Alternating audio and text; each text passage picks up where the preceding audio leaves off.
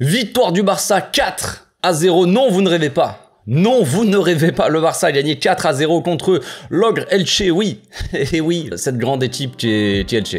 Voilà, débrief à chaud, c'est parti.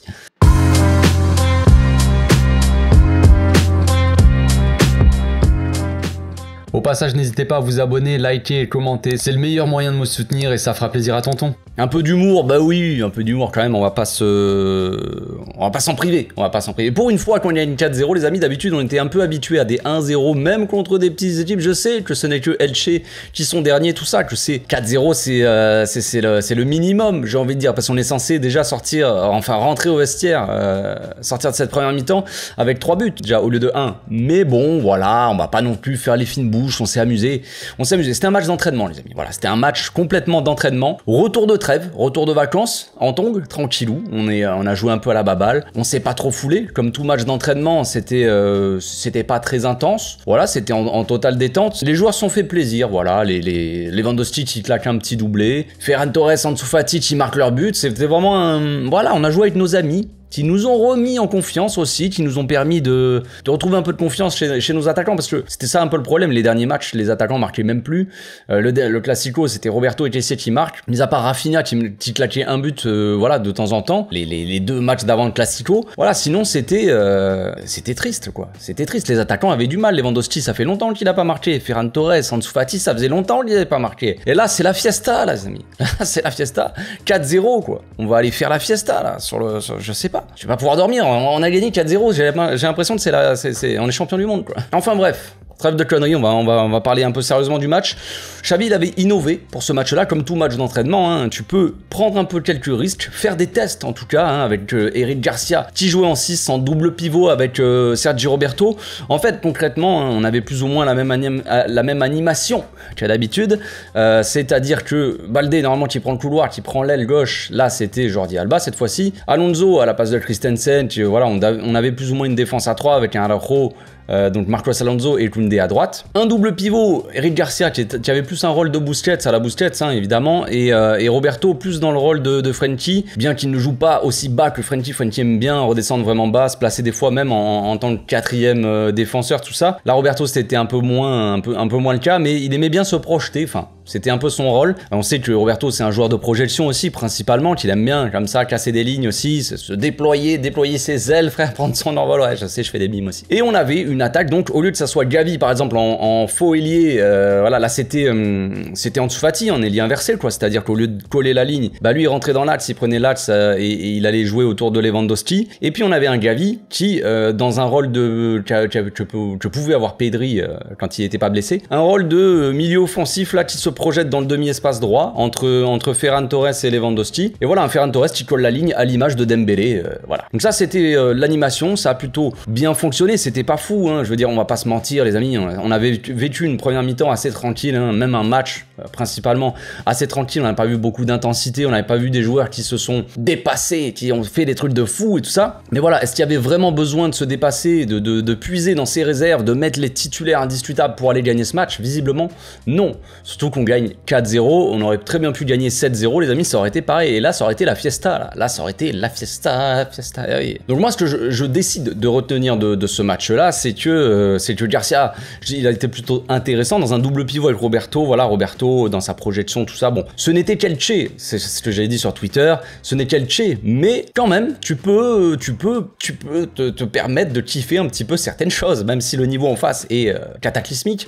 Je veux dire, il y a rien, hein, ils proposent rien, ils savent pas forcément défendre et tout ça, on a mis des buts, on aurait dû mettre des buts, comme Lewandowski sont ratés de la tête, Koundé qui tire, le gardien qui plonge, il s'envole de l'autre côté, mais qui est arrêté par le défenseur, voilà, on aurait dû mettre beaucoup plus de buts, des buts assez faciles au final qu'on n'a pas réussi à mettre, mais quand même, le deuxième but de Lewandowski, je crois, il est quand même, il tombe à moitié, il tire, le goal, il la défie. C'est des buts un peu, disons, c'est pas des buts de gag forcément, c'est des buts, voilà, qu'on a mis, mais disons que c'est, voilà, comme le but d'Ansu Fati en soi, le défenseur, il laisse venir, Ansu Fati, il est tranquille, il est dans un fauteuil, l'œil, puis après il place sa frappe. Ça m'a fait penser au but d'Ansu Fati face à Levante la saison dernière, vous vous souvenez quand il revient de blessure, il rentre en fin de match, 10 minutes de la fin, il rentre et là il s'approche un petit peu, il était plus côté gauche ou le plein axe, tu vois, et il fait un petit crochet comme ça, il avance, il fait une petite frappe placée côté gauche, quoi, petit filet, et là il y avait Araujo qui l'avait soulevé, là, et c'était la belle image, tout ça, et ça me fait un peu penser à ce but là. Bon, ça c'est pour l'anecdote, pour l'émotion, voilà, on s'en fout, mais bon, voilà. Donc on a vu un match plutôt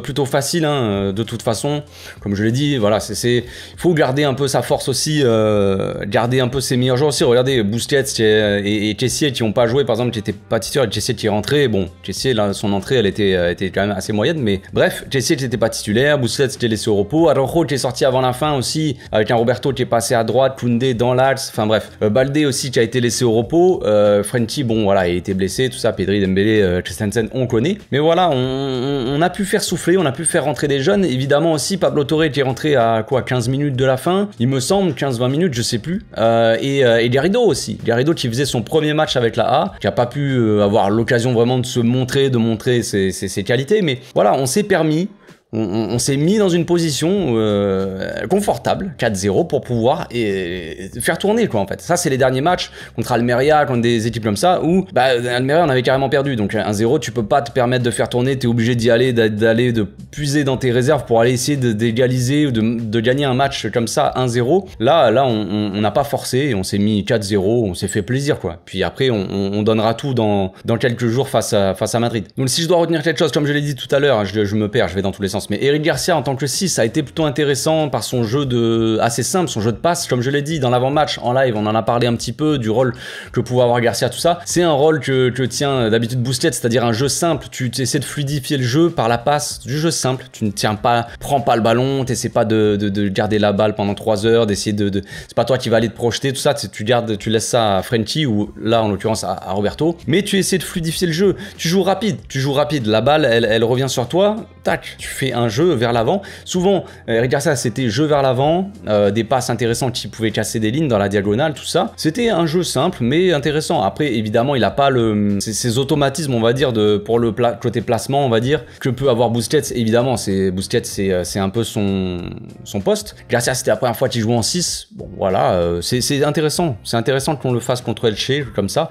Et puis, à voir dans le futur s'il peut performer, être peut-être meilleur à ce poste-là qu'en défense, parce que pour l'instant, en défense, c'est sûr que c'est quand même pas du tout régulier. Donc pourquoi pas, ça peut être une bonne chose. Voilà, Roberto qui a sorti encore une fois un bon match, j'ai trouvé, dans son rôle, dans un rôle qui lui va parfaitement, on va dire, de box to box, un peu comme ça. Et Diaby qui a été intéressant aussi, beaucoup d'appels entre les lignes, beaucoup d'activités, Diaby on connaît, mais beaucoup de percées dans ce milieu de terrain, derrière, entre les deux lignes là, entre la ligne du milieu et la ligne de la défense, c'était assez intéressant. Puis voilà, après Ansu Fati, hein, on va pas se mentir les amis, Ansu Fati, Ferran Torres, ils ont pas fait un match phénoménal, les deux, ils n'ont pas été phénoménaux, mais bon, ils ont claqué leur but. On va retenir ça, évidemment, mais avant les buts, c'est sûr que c'était pas incroyable, quoi. Tu te dis, tu réclames du temps de jeu, hein, je parle évidemment d'Ansu Fati ou son père qui réclamait tout ça. Bon, on n'a pas vu un grand Ansu Fati ce soir, c'est bien qu'il marque, ça va le remettre en confiance et c'est bien pour la suite. On espère que ça continue comme ça en vrai. On espère que ça va continuer comme ça, qu'ils vont réussir à enchaîner, ça va les mettre en confiance, mais en soi, on le sait très bien, avec tous nos joueurs disponibles, c'est des joueurs de rotation. Maintenant, quand on a besoin d'eux comme ça, comme aujourd'hui, et quand on a besoin d'eux pour faire des différences en cours de match, c'est bien qu'ils soient en confiance pour qu'ils fassent des différences, en tout cas que ça soit possible. Voilà, je pense que j'ai fait le tour les amis, je pense que j'ai dit assez de conneries comme ça. On se retrouve demain pour l'analyse. Évidemment, je vais mettre en story une petite boîte à questions sur Instagram les amis, mon lien de l'Instagram il est dans la description. Donc je vais mettre en story une petite boîte à questions, je sais pas si j'y répondrai demain, je pense que je ferai une deuxième vidéo que je vais séparer analyse et questions, sinon la vidéo sera beaucoup trop longue, vous connaissez un peu l'histoire. Donc on se retrouve demain, d'ici là portez-vous bien, passez une agréable soirée. Ciao.